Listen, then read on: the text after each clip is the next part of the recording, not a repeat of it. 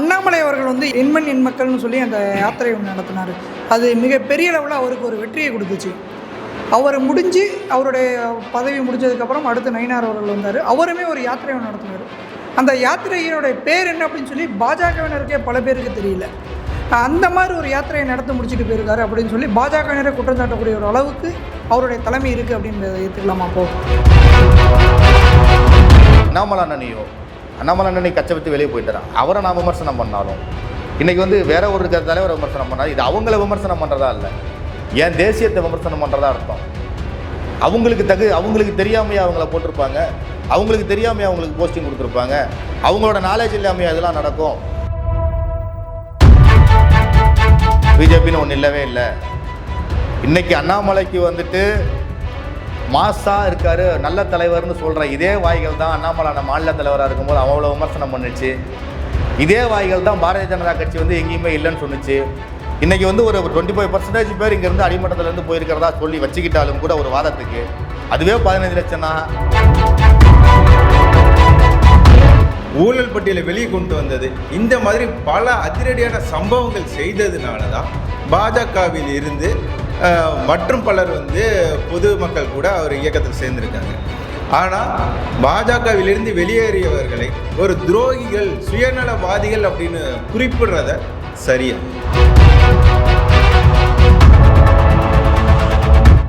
தேச உணர்வாளர்களுக்கு வணக்கங்கள். நான் உங்கள் விஜய் சின்னசாமி. இன்று நம்முடன் தீத்தமிழ் கிருஷ்ணபிரபா அவர்கள் நேர்காணலில் சிறப்பு விருந்தினராக நம்முடன் கலந்து இருப்பவர் பாஜக மாவட்ட தலைவர் திரு முத்தமிழ் அவர்கள். வணக்கம் ஜி. வணக்கம். நல்லா இருக்கீங்களா? நல்லா இருக்கேன் ஜி. நீங்கள் நல்லா இருக்கீங்களா? இடி போன்ற அமைப்புகளை வந்து பாஜக தன்னுடைய கைப்பாவையாக வச்சு செயல்படுதுன்னு திமுக காரங்க குற்றச்சாட்டு வச்சாங்க. திமுக பாஜகவை எதிர்த்து தான் தொடர்ச்சி அரசியல் செஞ்சாங்க. மோடி அவர்களே தொடர்ச்சியாக விமர்சனம் பண்ணாங்க. இங்கே வந்தால் கல்லால் கூட எறிவோம் அப்படின்னு சொல்லி கூட கனிமொழி கூட பேசியிருந்தாங்க. இந்த மாதிரி கடுமையாக பாஜகவை எதிர்த்த திமுகவை இதுவரைக்கும் அவங்க மேலே பெரிய நடவடிக்கை எடுக்கலை. நீங்கள் சொன்ன மாதிரி செந்தில் பாலாஜி மேலே ஒரு நடவடிக்கையாக இருக்கலாம், மற்றபடி யார் மேலேயும் நடவடிக்கை எடுக்கல. 12 வருஷம் கூட பத்தலையா திமுக மேலே நடவடிக்கை எடுக்க? ஆதாரம் இது வரைக்குமே கிடைக்கல பாஜக இருக்குது. அதாவது ஒரு விஷயம் புரிஞ்சுக்கணும், நீங்கள் இந்தியா வந்து பறந்து விரிந்த நாடு, பல மாநிலங்களை உள்ளடக்கிய நாடு. இந்திய அரசாங்கத்துக்கு தலையாய கடமை, முதன்மையான பிரச்சனைகள்னு நிறையா இருக்குது. நீங்கள் முதன்மையான பிரச்சனையாக அதை பார்க்குறீங்க. மோடி அவர் இங்கே வந்து பிரச்சாரம் பண்ணும்போது சொன்னார், 3வது முறை நான் ஆட்சிக்கு வந்தால் திமுகன்ற கட்சியே இருக்காது. இல்லையே, இன்னைக்கு அதை விஜய் தானே செஞ்சாரு. யார் செஞ்சா உங்களுக்குன்னா யார்? அதாவது பாஜக டீம் விஜய் மகாபாரதத்தில் ஜெயிச்சது வந்து பாண்டவர்களாக இருக்கலாம், ஜெயிக்க வச்சது யாரு? தர்மம். கிருஷ்ண ஜெயிக்க வச்சாரா, அவர் ஜெயிக்க வச்சாராங்கிறா கிடையாது. தர்மத்தின்படி துரியோதனன் தோக்கணுன்னு இருந்திருக்கு. அதுக்கப்புறம் பாண்டவர்கள் வாழ்ந்தார்களா? அதுக்கப்புறம் போன கதை உங்களுக்கு தெரியாது. அதே மாதிரி டிவிக்கு கதையும் நடக்கும். ஒரு ஆயுதத்தை எடுப்பாங்க, அந்த ஆயுதத்தால் வந்து அதர்மம் நீக்கப்படும். அந்த ஆயுதம் திரும்ப தொடருமாங்கிறது தெரியாது. அதே நேரத்தில் வந்து ஏன் இவ்வளோ நாளாக வந்து நடவடிக்கை எடுக்கலைங்கிறதுக்கு பாதியிலே நீங்கள் குறுக்கிட்டீங்க. நல்ல பரவாயில்ல. அதாவது விஷயம் என்னன்னு கேட்டிங்கன்னா, இந்தியாவோட முதன்மையான பிரச்சனைன்னு ஃபஸ்ட்டு ஸ்டார்டிங்கில் பாரத பிரதமர் நரேந்திர மோடி வந்து அவர் ஆட்சிக்கு வந்தவன் அவருக்கு முன்னாடி இருந்த மிகப்பெரிய சவால் என்னன்னு கேட்டிங்கன்னா, டிஜிட்டல் மயமாக்கப்படாமல் இருந்தது, உள்கட்டமைப்பு இல்லாமல் இருந்தது, பாதுகாப்புத்துறையில் வந்துட்டு பலவீனமாக இருந்தது. இந்த ஆட்சிக்கு வரும்போது இந்த பாகிஸ்தானுக்கு நமக்கும் போரிட்டால் ஒரு வாரத்துக்கு கூட நம்மகிட்ட வெடிமருந்து இல்லைன்னு சொன்னது, பொருளாதாரத்தில் பின்னோக்கி இருந்தது, எல்லை பிரச்சனை இருந்தது. இத்தனை பிரச்சனையும் சரி பண்ணி கொடுத்தாரு. குடிசை இல்லா மாநில தேசமாக உருவாக்கணும்னு நினச்சி மிகப்பெரிய அளவில் வந்துட்டு குடிசை மாற்று வாரியம் கொண்டு வந்தார். அதே மாதிரி எல்லையில் கிழக்கிந்திய எல்லைன்னு சொல்லுவாங்க, அங்கே வந்துட்டு ஏகப்பட்ட நக்சலால பிரச்சனைகள், ஏகப்பட்ட பிரச்சனைகள் இருந்துச்சு, ஊடுருவல் இருந்துச்சு. அதை கொண்டு வந்தார். எங்களோட கொள்கையான பாகிஸ்தான் இந்த ஜம்மு காஷ்மீரோட தனி அந்தஸ்து அதை நீக்கிறதுக்காக பாடுபட்டாங்க. அதே மாதிரி பார்த்தீங்கன்னா டிமானிட்டேஷன் பண்ணாங்க. அதே மாதிரி பார்த்தீங்கன்னா உங்களுக்கு வந்து இந்த நம்ம ஆர்டிகல் 370 அதை கொண்டு வந்தாங்க. இந்த மாதிரி நிறைய விஷயங்களை வந்துட்டு ஒன்று ஒன்றா சரி பண்ணிகிட்டு இருக்காங்க. இன்றைக்கி மேற்கு வங்காளத்தை பிடிச்சிட்டாங்க. இப்போ தான் அமித்ஷா சொல்லியிருக்காரு அடுத்த டார்கெட்டு தமிழ்நாடுன்னு சொல்லிட்டு. 12 வருடத்தில் ஒன்றுமே பண்ண முடியாதான்னு கேட்டிங்கன்னா, இது ஒரு சிங்கப்பூர் மாதிரியோ சின்ன மற்ற நாடுகள் ஆனாவுன்னா சிங்கப்பூரை பாருன்னு சொல்கிறோம். அந்த மாதிரி சின்ன நாடு கிடையாது. இது வந்து கிட்டத்தட்ட பார்த்தீங்கன்னா 520 சமஸ்தானங்களை கொண்ட நாடு, ஒருங்கிணைச்ச நாடு. ரத்தமின்றி கத்தியின்றி இதெல்லாம் சாதிச்சிருக்காரு. பல பிரச்சனைகள் வரும். ஜம்மு காஷ்மீரை வந்துட்டு பொது அந்தஸ்து கூட பல பிரச்சனைகள் வரும். நாங்கள் ஒரு சின்ன பிரச்சனை வந்துச்சா கிடையாது. அதே மாதிரி பார்த்தீங்கன்னா முத்தலாக் தடை சட்டம் அதை கொண்டு வந்தாங்க. எதுவுமே வந்து அதே மாதிரி ராமர் கோயில் கட்டினது, ராமர் கோயிலை வந்து பெருசாக எதிர்பார்த்துக்கிட்டு இருந்தாங்க. மிகப்பெரிய அளவில் பிரச்சனை பண்ணலான்னு உலக நாடுகளை நமக்கு ஆவாத நாடுகள் ஒரு 10 நாடுகள்லாம் எதிர்பார்த்துக்கிட்டு இருந்தாங்க. சின்ன அசம்பாவிதம் இல்லாமல் அதை செஞ்சு முடிச்சார். இவ்வளோ விஷயமும் செஞ்சு முடிச்சிருக்காரு. திமுக மீது வந்து ஏன் நடவடிக்கை எடுக்கல, திமுக ஏன் பழி வாங்கலைங்கிற மாதிரி உங்களோட கேள்வி இருந்துச்சு. திமுகவோட பழி வாங்கிறது வந்துட்டு பாரத பிரதமர் நரேந்திர மோடியோட வேலை கிடையாது. அதே மாதிரி பார்த்தீங்கன்னா பாரத பிரதமர் நரேந்திர மோடி இப்போ ஒரு பேட்டியில் சொன்னதா மிஸ்டர் பாண்டே சொல்லியிருந்தார். அதாவது சின்ன வயசில் டிவிக்கு போவாராம், டீ என்ன சூடலன்னு தலையில் அடிப்பாங்களாம்.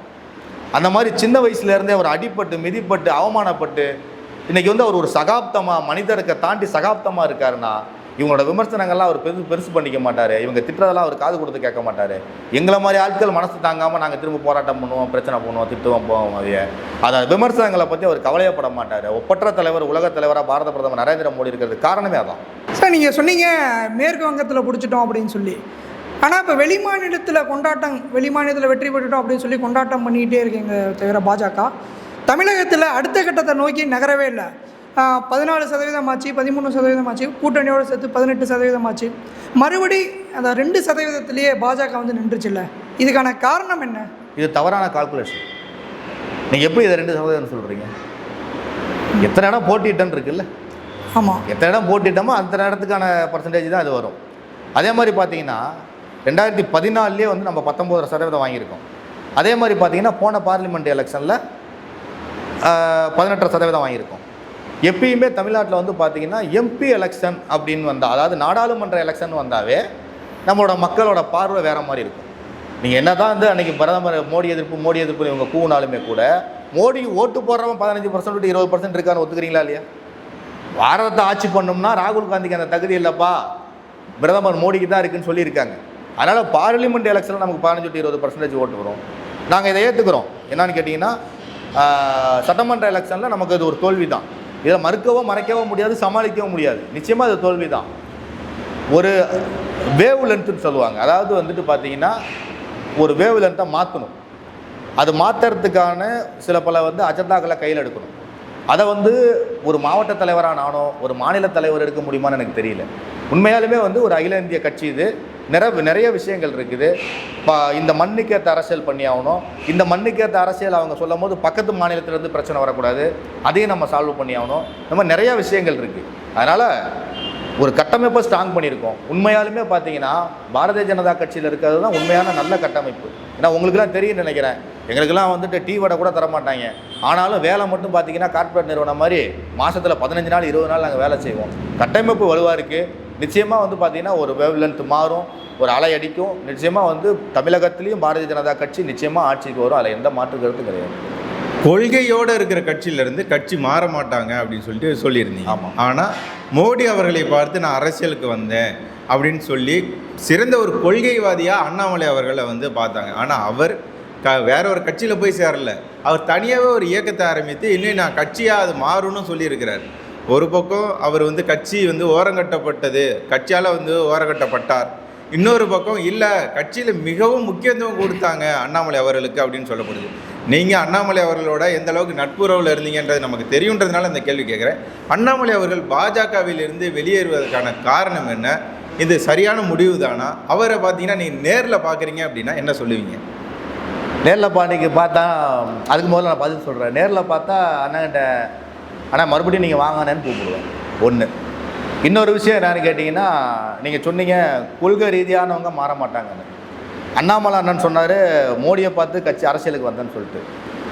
ஐகானை பார்த்து தான் அண்ணாமலை அண்ணன் கட்சி அரசியலுக்கு வந்திருக்காரு. ஆனால் பிரதமர் நரேந்திர மோடி வந்து ஒட்டுமொத்த கொள்கைக்கு சொந்தக்காரர். அதனால் நம்ம அது கொள்கையாக தான் எடுத்துக்கணும். அண்ணாமலையை பார்த்து நிறைய பேர் அரசியலுக்கு வந்திருக்காங்கல்ல, அதையும் நம்ம எடுத்துக்கலாம்ல. நிச்சயமாக வந்திருப்பாங்க, அதில் எந்த மாற்று கருத்தும் கிடையாது. நிச்சயமாக வந்திருப்பாங்க. அதில் மோடியை பார்த்து அண்ணாமலை அவர்கள் வந்திருக்காரு அப்படின்னா அண்ணாமலை பார்த்து அரசியலுக்கு வந்தவங்க இப்போ அவரை ஃபாலோ பண்ணிட்டு தனியாக போயிட்டாங்க அப்படின்னு எடுத்துக்கலாமா? இல்லை, நீங்கள் வந்து அதான் நான் ஃபஸ்ட்லேயே சொன்னேன், தனி கட்சிக்கு போக மாட்டாங்க. இப்போ அண்ணாமலை அண்ணன் வந்து ஒரு அமைப்பு ஆரம்பிச்சிருக்காரு. அந்த அமைப்பை அவர் கட்சியாக மாத்திரன்னு சொல்லியிருக்காரு. அதுக்கு 50 லட்சம் உறுப்பினர் வரணும்னு சொல்லியிருக்காரு. வழக்கமாக சொல்கிற மாதிரி அத்தைக்கு மீசை முளைச்சாதான் அடுத்த கட்டத்தை வரைக்கும் நம்ம பேச முடியும். அதே மாதிரி பார்த்தீங்கன்னா ஏன் தம்பி பிரதர் நல்லா கேட்டாப்புல, ஏன் அவர் போனார், ஏன் அவர் வந்துட்டு முக்கியத்துவம் கொடுக்கலையா அப்படின்லாம் கேட்டார். எனக்கு தெரிஞ்சு எங்கள் தலைவர்கள் சொல்கிற மாதிரி தான் என்னோட அதிகாரத்துக்கு உட்பட்டு நான் சொல்கிறேன், நான் நிறையா பேச முடியாது. அண்ணாமலை அண்ணனுக்கு கொடுத்த மாதிரி மாற்று எந்த தலைவர்களுக்கும் தமிழக பிஜேபியில் வந்துட்டு முக்கியத்துவம் கொடுக்கலன்னு நான் நினைக்கிறேன். என்னோட இதில் ஏன்னா அண்ணாமலை அண்ணன் வந்து பாரதிய ஜனதா கட்சியோட மாநில துணைத் தலைவராக கட்சிக்கு வரும்போது எனக்கு தெரியும். அவருக்கு கொடுத்த அளவுக்கு வந்து தேசியம் வந்து வேறு யாருக்கு இம்பார்ட்டன்ட் கொடு, அதுக்கு மாதிரி அதுக்கு தகுதியான ஆள் தான் அண்ணாமலை அண்ணன். அதுலேயும் எந்த மாற்று கருத்து கிடையாது. அதே மாதிரி பார்த்திங்கன்னா இதுக்கு முன்னாடி இருந்த தலைவர்கள் அவங்களும் பார்த்திங்கன்னா இப்போ வந்து மிகப்பெரிய அளவில் வந்துட்டு எஃபோர்ட்டை போட்டிருக்காங்க, மிகப்பெரிய அளவில் உழைச்சிருக்காங்க. அவங்கவுங்க காலகட்டத்தில் கட்சியை வந்து எந்த அளவுக்கு கொண்டு போக முடியுமோ அவங்களோட சக்திக்கு கட்டுப்பட்டு வளர்த்துருக்காங்க. நீங்கள் வந்து இவர் கொடுத்த முக்கியத்துவம் கொடுக்கலன்றீங்க. தமிழிசை அவர்களுக்கு 2 மாநில கவர்னர் பதவி கொடுத்துருந்தாங்க. எல்முருகன் மாநில தலைவராக இருந்தவருக்கு இணையமைச்சர் பொறுப்பு கொடுத்துருக்காங்க. இது ஒரு முறை அல்ல, 2 முறை அவருக்கு கொடுத்துருக்குறாங்க. 2 முறை அவர் வேறு தேர்தலில் நின்று தோல்வி அடைந்த ஒருவருக்கு மீண்டும் மீண்டும் அமைச்சர் பதவி கொடுக்குது மத்திய அமைச்சரவையில். அப்படி இருக்கும்போது இவங்களுக்கெல்லாம் கொடுக்காத ஒரு முக்கியத்துவம் அப்படி என்ன அண்ணாமலை அவர்களுக்கு கொடுத்துருக்காங்க? 2 விஷயம் சொல்லிடுறேன். ஃபஸ்ட்டு வந்துட்டு தமிழிசைக்காவை பற்றி கேட்டீங்க. தமிழிசைக்காவை பற்றி நான் ஒரு விஷயம் சொல்லிடுறேன். அரியலூரில் ஒரு இராணுவ வீரர்கள் வந்து ஒரு தீவிரவாத தாக்குதலில் இறக்குறாரு 2016-17 நினைக்கிறேன், தம்பிக்கு தெரியும்னு நினைக்கிறேன். அப்போ வந்து பார்த்தீங்கன்னா திருச்சி, அப்போ வந்து மாநில தலைவர் வந்து தமிழிசைக்கா திருச்சி ஏர்போர்ட்லேருந்து பெரம்பலூர் வழியாக வந்து அரியலூர் போகணும். அன்றைக்கி நான் இளைஞரணியில் இருக்கேன். திருச்சி ஏர்போர்ட்லேருந்து வந்து அரியலூர் பெரம்பலூர் திருச்சியோட அன்றைய தலைவர் ராஜையன்னு சொல்லிட்டு ஒருத்தர் காரில் கூப்பிட்டு வராரு. இங்கே வந்து காரில் நான் வந்து ஏறிக்கிட்டு அரியலூரில் போய் அவங்கள விட்டணும். அவங்க வந்து காலையில் வந்து அந்த இராணுவ வீரர்களுக்கு ஒரு போஸ்ட் வந்து போட்டுட்டு வராங்க ஃபேஸ்புக். அவங்க எப்பயுமே வந்து அவங்க அடையாளமே டேப் பண்ணி வச்சுருப்பாங்க. நான் உட்காந்துருக்கேன், அக்கா முன்னாடி உட்காந்துருக்காங்க. போயிட்டே இருக்கும் போது என்னை திரும்பி பார்த்து சிரித்தாங்க. அக்கா என்னக்கான ஒரு கமாண்டை காட்டுறாங்க. நம்ம உண்மையாலுமே நம்ம வீட்டு பெண்களாவோ நம்மளாவோ இருந்தால் அந்த கமாண்ட்லாம் படிச்சுட்டு அரசியலில் தொடர முடியாது. அவ்வளோ கேவலமாக அருவருக்கத்தக்க விதமாக அந்த கமாண்டை பார்த்தோன்னா எனக்கு தண்ணி வந்துச்சு. அக்கா சிரித்தாங்க. அந்த சிரிப்புக்கு பின்னாடி அவ்வளோ வலி இருந்துச்சு. இன்றைக்கி நான் வந்து மன்றாடி கேட்டுக்கிறது என்னோடய பாஜக சொந்தங்களுக்கும் சரி எல்லாருக்கும் கேட்டுக்கிறது என்னென்னா, உருவ கேலி அக்காவை பண்ணாதீங்க தயவு செஞ்சு. அவங்க கருத்தியலுக்கு விமர்சனம் வைங்க, நாகரீகமாக வைங்க. அவங்க வந்து அவங்கள மாதிரி வந்துட்டு ஒரு எதிர்க்கட்சியால் உருவ கேலிக்கு ஆளாகப்பட்டவங்க யாரும் கிடையாது. தமிழக அரசியல் வரலாற்றில் அவ்வளோ உருவ கேலிக்கு ஆளாகப்பட்டாங்க, ஒருமையில் பேசப்பட்டாங்க, பயங்கர சித்திரவதைகள் அனுபவிச்சாங்க. எல்லாத்தையும் தாண்டி தமிழகத்தில் தாமரை மலர்ந்தே தீருன்னு சொல்லிட்டு குரல் கொடுத்தவங்க அவங்க. அதனால் கட்சிக்குள்ளே 1000 நிலைப்பாடுகள் இருக்கலாம், 1000 பிரச்சனைகள் இருக்கலாம். மேல்மட்டத்தில் இருக்க அரசியல் நமக்கு வந்து பார்த்திங்கன்னா சொல்கிறத செய்கிறது மட்டும் தான் நம்ம வேலை. ஆனால் அவங்களுக்கு வந்து கொடுத்ததில் வந்து எந்த ஒரு தவறும் இல்லை நான் நினைக்கிறேன். அதே மாதிரி பார்த்திங்கன்னா மரியாதைக்குரிய அமைச்சர் எல்முருகனுக்கு சொன்னீங்க.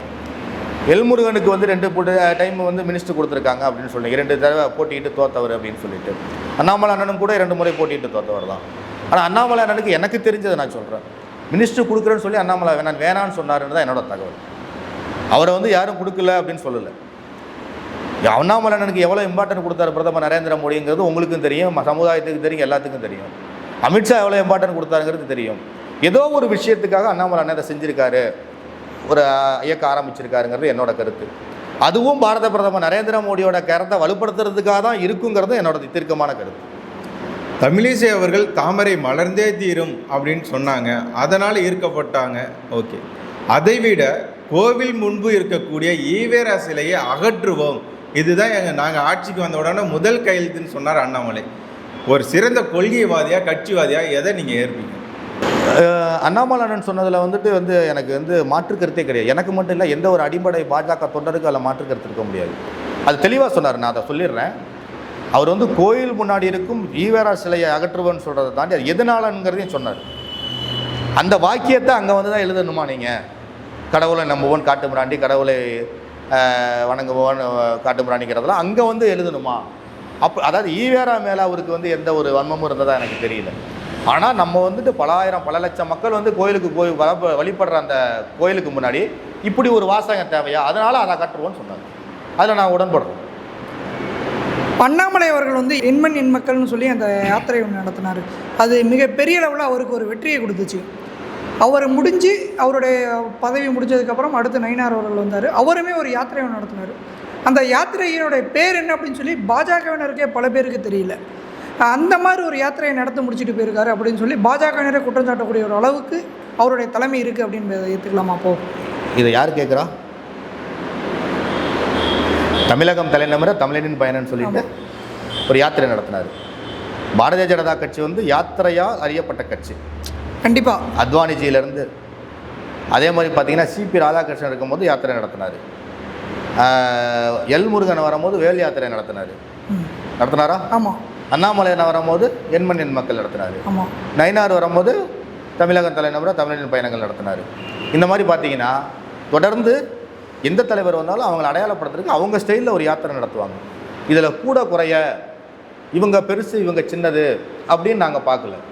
எல்லாருமே வந்து பார்த்திங்கன்னா அனைத்து காலகட்டத்தில் இன்னமும் நான் தான் சொல்கிறேன், அனைத்து தலைவர்களும் அனைத்து காலகட்டத்திலையும் அவர்கள் சக்திக்கு ஏற்ற மாதிரி அவர்கள் ஸ்டைலில் கட்சை வளர்த்தாங்க. இதை நான் வந்துட்டு அண்ணாமலை அண்ணனை கட்சை விட்டு வெளியே போயிட்டுறேன். அவரை நான் விமர்சனம் பண்ணாலும் இன்றைக்கி வந்து வேற ஒரு இருக்கிற தலைவரை விமர்சனம் பண்ணாலும் இது அவங்கள விமர்சனம் பண்ணுறதா இல்லை, ஏன் தேசியத்தை விமர்சனம் பண்ணுறதா அர்த்தம்.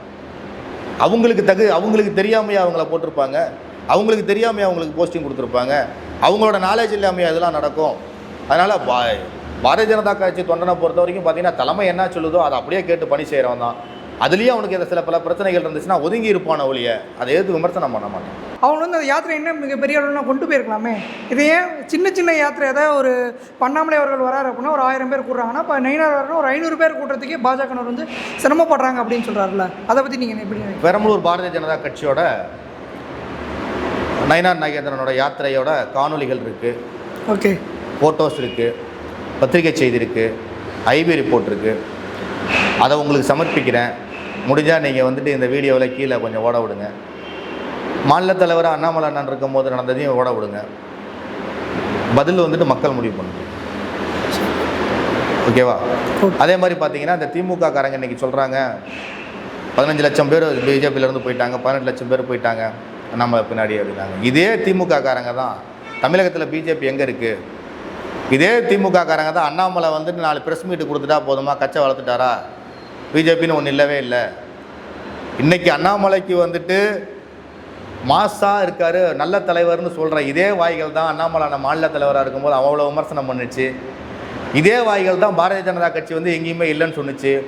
இன்றைக்கி வந்து ஒரு 25% பேர் இங்கேருந்து அடிமட்டத்திலேருந்து போயிருக்கிறதா சொல்லி வச்சுக்கிட்டாலும் கூட ஒரு வாதத்துக்கு அதுவே 15 லட்சம்னா அப்போ தமிழகத்தில் வந்துட்டு நிச்சயமாக பாரதிய ஜனதாவோட உறுப்பினரோட எண்ணிக்கை கிட்டத்தட்ட 45 லட்சம், அதாவது பதிவு பண்ணியிருக்கிறது. அதை வந்து இல்லைன்னு சொன்ன வாய்கள் தான் இந்த ஊடகங்கள் பூரா. அவங்களுக்கு பொறுத்த வரைக்கும் என்னன்னு கேட்டிங்கன்னா பாரதிய ஜனதா கட்சி அப்படிங்கிற ஒரு கட்டமைப்பு இங்கே உருவாகக்கூடாது. அதுக்கு என்னென்ன வழியில் முடியுமோ எல்லாத்தையும் பண்ணுவோம், ட்விஸ்ட்டு பண்ணிவிடுவோம், சண்டையை உண்டு பண்ணுவோம், சகுனி வேலை பார்ப்போம். இதை தான் திமுக வந்து தொடர்ந்து பண்ணிகிட்டு இருக்குது. இதனால தான் இன்றைக்கி வந்துட்டு கூப்பில் உட்காந்துருக்காங்க. நான் அண்ணாமலை அவர்கள் அந்த கொள்கையை வந்து ரொம்ப ஏற்றுக்கொண்டவர். அதனால தான் அந்த ஈவேரா சிலையை அகற்றுவோம் அப்படின்னு சொன்னது மட்டும் இல்லாமல் அவர் கட்சியில் அந்த இயக்கத்தில் ஏன் இவ்வளோ பேர் போய் சேர்றாங்க அப்படின்னா அவர் திமுகவே கடைசி சொட்டு ரத்தம் இருக்கு வரை எதிர்ப்போம் அப்படின்னு சொன்னது இருந்தாங்க. அது மட்டும் அல்லாமல் எங்களுடைய கொள்கை எதிரி, ஊழல் பட்டியலை வெளியே கொண்டு வந்தது, இந்த மாதிரி பல அதிரடியான சம்பவங்கள் செய்ததுனால தான் பாஜகவில் இருந்து மற்றும் பலர் வந்து பொதுமக்கள் கூட அவர் இயக்கத்தில் சேர்ந்துருக்காங்க. ஆனால் பாஜகவிலிருந்து வெளியேறியவர்களை ஒரு துரோகிகள், சுயநலவாதிகள் அப்படின்னு குறிப்பிடுறத சரியா? பாஜகவிலிருந்து வெளியேறியவர்களை துரோகிகள், சுயநலவாதிகள்னு குறிப்பிடுறது சரியா தவறா என்று கேட்பதற்கு முன்பு பாஜகவிலிருந்து வெளியேறிய சிலர் பேர் குறிப்பிட முடியும். அமர் பிரசாத் ரெட்டி, கருநாகராஜன், சுமதி வெங்கடேசன், இது போன்ற அறியப்பட்ட முகங்கள். இவர்கள்லாம் வந்து அண்ணாமலை அவர்கள் வந்து எந்த இடத்துலையும் பாரதிய ஜனதா கட்சி பிடிக்காமல் போயிட்டேன், பாரதிய ஜனதா கட்சியில் வந்து எனக்கு அதை பண்ணலை இதை பண்ணலை, பாரதிய ஜனதா கட்சியில் இவருக்கு எனக்கு சண்டை, பாரதிய ஜனதா கட்சியில் வந்துட்டு இவ்வளோ எனக்கு துரோகம் பண்ணிட்டாங்க எந்த இடத்துலையும் சொன்னது கிடையாது. ஆனால் அவர் வந்து கரெக்டாக இருக்கும்போது இங்கேருந்து போனவங்க டிவி விவாதங்களில் உட்காந்துக்கிட்டு பாரதிய ஜனதா கட்சியோட கொள்கையவும் இவ்வளோ நாளாக எந்த விஷயத்தை வந்து இவங்க தூக்கி பிடிச்சாங்களோ அதே விஷயத்தை மாற்றி பேசுறது, இதை பார்த்துக்கிட்டு எப்படி பாரதிய ஜனதா கட்சியோட உண்மையான தொண்டனால் இருக்க முடியும்? அதுக்கு பதிலடி கொடுத்து தானே ஆகணும். அண்ணாமலைக்கு என்னோட வேண்டுகோள்னு கூட அதை வச்சுக்கலாம். நீங்கள் வந்து ஒரு இயக்க ஆரம்பிச்சிருக்கீங்க, நிச்சயமாக வந்து உங்களுடைய நல்ல எண்ணம் நிறைவேற என்னோடய வாழ்த்துக்கள். நீங்கள் நல்லா வருவீங்க, நீங்கள் திறமையான ஒரு மனிதர், நல்ல மனிதர், நேர்மையான மனிதர் அப்படின்னு அறியப்பட்ட ஒரு மனிதர். நீங்கள் இந்த ஒரு 3-4 மூஞ்சி சொன்னல, முகம் சொன்னல, இவர்களை வந்துட்டு நீங்கள் பேசியிருக்க சொல்ல மாட்டீங்க கண்டிப்பாக, அதில் எனக்கு நம்பிக்கை இருக்குது. இவர்களை வந்து தொடர்ந்து பேச வச்சா அந்த இயக்கம் வளருமா அப்படிங்கிறது உங்கள் முடிவுக்கே விட்டுறேன். அதே மாதிரி தமிழிசை அவர்கள் மேலே ஒரு பொதுவான ஒரு குற்றச்சாட்டு என்னென்னா அண்ணன் ஸ்டாலின் சொல்கிறாங்க. இது எப்படி நம்ம ஏற்க முடியும்? நான் இப்போ பேசும்போது அண்ணாமலைன்னு சொல்லணும், அண்ணாமலைன்னு சொல்லணும். அண்ணன் அண்ணாமலை, ராஜா அவர்களை கூட அண்ணன் ராஜா அவர்கள் அப்படின்னீங்க. அப்போ பாஜகவிற்கு திமுக மேலே ஏதோ ஒரு பாசம் இருக்கோ? கூட்டணிக்கு வர திமுக கூட்டணியில் வரப்போகிறவங்களை ஏன் நம்ம எதிர்க்கணும் அப்படின்னு ஏதாவது? நான் இன்னைக்கு மட்டும் இல்லையே, அண்ணன் திருமாவளவன்னு பல மேடையில் பேசியிருக்கேன், அண்ணன் ராஜான்னு பல மேடையில் பேசியிருக்கேன். வயசில் பெரியவங்களும் அண்ணன் தானே கூப்பிட முடியுதானே, தமிழர் மரபு. இங்கே மட்டும் தானே இந்த அரசியல். நார்த் இந்தியாவில் பார்த்தீங்கன்னா பாரத பிரதமர் நரேந்திர மோடி மாதிரி எதிர்கட்சிக்காரங்களுக்கு மரியாதை கொடுக்குற இன்னொரு தலைவர் இருக்காங்களா? காங்கிரஸில் இருக்கட்டும், கம்யூனிஸ்டுக்காரங்களாக இருக்கட்டும், அத்தனை தலைவர்களுக்கும் வந்துட்டு பாரத பிரதமர் நரேந்திர மோடி மரியாதை கொடுக்குறாங்களே. அவங்களோட கொள்கையை தானே நம்ம எதுக்குறோம், தனி மனிதத்தை எதுக்கல. நான் கூட சிறு வயதெல்லாம் வந்து பார்த்தீங்கன்னா மோசமாக போஸ்ட் போட்டிருக்கேன், ஒருமையில் பேசியிருக்கேன். அதெல்லாம் வந்து தவறுங்கிறது வந்து பாரத பிரதமரோட ஒவ்வொரு செயல்பாட்லையும் நம்ம புரிஞ்சுக்கிறோம். அதெல்லாம் தவறுன்னு நிறையா சொல்லி கொடுத்ததே பார்த்தீங்கன்னா நம்ம அண்ணாமலை அண்ணன் காலகட்டத்தில் நிறையா வந்து அந்த மாதிரிலாம் கிளாஸ் எடுத்திருக்காங்க, ஒருமையில் பேசக்கூடாது யாரையெல்லாம் சொல்லியிருக்காங்க. அப்போ இதை வந்து ஸ்டாலின் அண்ணா வந்து அண்ணன் சொல்ல தமிழிசையை கூப்பிட்றது என்ன தவறு கிடையாது, நல்ல விஷயம் தானே அது. அதுபோல் இன்னொரு இது என்ன, அண்ணாமலை அவர்கள் சைடு போனவங்க ஆதரவாளர்கள் என்ன சொல்கிறாங்கன்னா, பாஜக இப்போ வரப்போகிற தேர்தலில் இனி என்ன பண்ண போகிறாங்கன்னா திமுக கூட கூட்டணி வைக்க போகிறாங்க அப்படின்ற ஒரு குற்றச்சாட்டு, அதாவது அவங்களோட கருத்தை முன்வைக்கிறாங்க.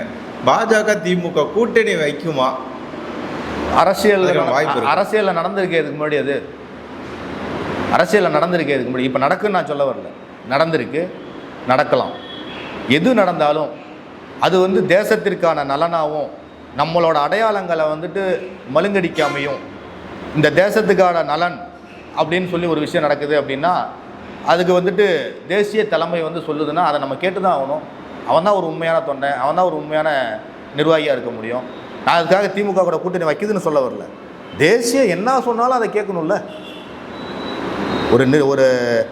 ஒரு சிஸ்டம் இருக்குது, அந்த சிஸ்டத்துக்குள்ளே நம்ம செயல் பண்ணணும்னா தேசியம் சொல்கிறத நம்ம கேட்டு தான் ஆகணும். அதான் முறை. திமுக தலைவர் ஸ்டாலின் வந்து தொடர்ச்சியாக சொல்லிட்டு இருந்தார், எங்கள் கட்சி கூட்டணி யாராலையும் உடைக்கவே முடியாது, ரொம்ப வலிமையாக இருக்கும் அப்படின்னாரு. ஆனால் விஜய் அவர்கள் ஸ்டாலின் அவர்களை தோற்கடித்து அவர் கூட்டணியை உடைச்சி என்னென்னமோ சின்ன பின்னமாக மாற்றி வச்சிருக்கிறாரு. இதை நீங்கள் எப்படி பார்க்குறீங்க? அதாவது காங்கிரஸ் வந்து தொடர்ந்து தமிழ்நாட்டுக்கு துரோகம் பண்ண கட்சி, அது உலகம் அறியும். கொத்தாக கொன்று குவித்த கட்சி காங்கிரஸ். தமிழர்களை, இலங்கை தமிழர்களில் மட்டும் சொல்ல வரல நான். பொதுவாக பார்த்தீங்கன்னா தமிழகத்தில் எங்கெல்லாம் வந்து தமிழருக்கு ஒரு பிரச்சனை வருது, தமிழகத்தோட கனிம வளத்துக்கு ஒரு பிரச்சனை வருது, தமிழகத்தோட கலாச்சாரத்துக்கு ஒரு பிரச்சனை வருதுன்னா அதில் ஆணி வேறு போட்டது யாருன்னு பார்த்தீங்கன்னா காங்கிரஸாக இருக்கும். அதுக்கு துணை போனது திமுகவாக இருக்கும். இது வந்து வரலாறு. அப்பேற்பட்ட அந்த காங்கிரஸ் இந்த திமுக ஆட்சியை கலைச்சது வந்துட்டு காங்கிரஸ் எமர்ஜென்சி பேரில். இதே மிசாவில் இருக்க தழும்பு என்ன இருக்குன்னு ஸ்டாலின் சொல்கிறாரே, அது உண்மையாக போயா நான் சொல்ல வரல. ஸ்டாலின் சொல்கிறாரே, அந்த கொடூரத்தை நடத்தினது யார்? காங்கிரஸ். இந்த காங்கிரஸுக்கு வந்துட்டு இது புரிது கிடையாது துரோகம். அந்த காங்கிரஸை தூக்கி சுமந்தது திமுக. அந்த காங்கிரஸுக்காக வேண்டி பாரத பிரதமர் நரேந்திர மோடி மேட இல்லாத குற்றச்சாட்டுகள்லாம் வச்சது இந்த திமுக. நெரட்டிவ் செட் பண்ணது இந்த திமுக. அறிவாளி அல்லக்கைகளை வச்சு வந்து தினந்தன பேசுனது இந்த திமுக. அந்த காங்கிரஸை வந்து இன்றைக்கி வந்து உங்களை கழட்டி விட்டு இன்றைக்கி வந்து விஜய்கிட்ட போயிட்டாங்க. ஸோ உங்களுக்கு வேறு வழியே கிடையாது. இன்றைக்கி வந்து கூடா நட்பு கேடா முடிஞ்சதுன்னு உங்கள் அப்பா வந்துட்டு மரியாதைக்குரிய மறைந்த கலைஞர் சொன்ன மாதிரி நீங்களும் சொல்லி தான் ஆகணும். காங்கிரஸுக்கு இது புதிது கிடையாது. இன்னொரு விஷயமும் சொல்லிடுறேன் பார்த்துங்க. காங்கிரஸ் நேரு இறந்ததுக்கப்புறம் இறந்ததால் இந்திரா காந்தி வந்து பிரதமரானாங்க. இந்திரா காந்தி கொல்லப்பட்டதால் ராஜீவ்காந்தி பிரதமரானார். ராஜீவ்காந்திக்கு அப்புறம் யாரும் கொல்லப்படலை. அதனால் வந்து இனிமேல் அந்த குடும்பத்தில் இருந்து யாரும் பிரதமர் ஆக முடியாது.